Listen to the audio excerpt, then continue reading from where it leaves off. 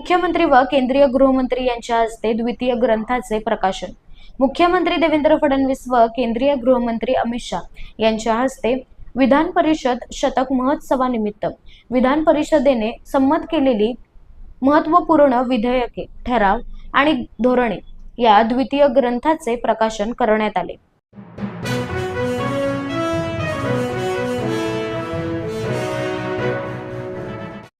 पुणे ते संभाजीनगर 2 तासात पार करता येणार, मंत्री नितीन गडकरी यांची घोषणा। केंद्रीय रस्ते वाहतूक आणि महामार्ग मंत्री नितीन गडकरी यांनी प्रसार माध्यमांशी संवाद साधताना मोठी घोषणा केली आहे। पुणे ते संभाजीनगर या 2 शहरांना जोडणारा नवीन महामार्ग बांधला जाणार आहे। यामुळे आता पुणे ते संभाजीनगर 2 तासात पार करता येणार, मंत्री नितीन गडकरी यांनी दिली माहिती।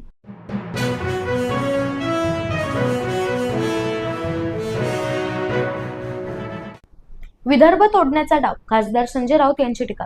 खासदार संजय राऊत यांनी वेगळ्या विदर्भावरून काँग्रेस व भाजपवर जोरदार निशाणा साधला आहे।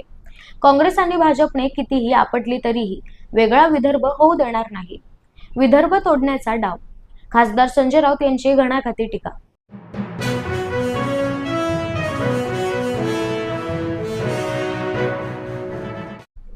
मी खासदार संजय राऊत यांना का महत्त्व देऊ, काँग्रेस नेते विजय वडेट्टीवार यांचं वक्तव्य। काँग्रेस नेते विजय वडेट्टीवार यांनी विदर्भाच्या मुद्द्यावरून शिवसेना खासदार संजय राऊत यांना जोरदार टोला लावला आहे। मी खासदार संजय राऊत यांना का महत्त्व देऊ, खासदार संजय राऊत आणि आमची भूमिका वेगळी असल्याचं काँग्रेस नेते विजय वडेट्टीवार यांनी म्हटलं आहे।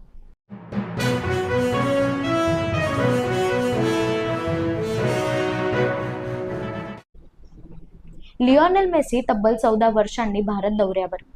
अर्जेंटिनाचा जगविख्यात फुटबॉलपटू लिओनेल मेसी आजपासून भारत दौऱ्यावर आहे।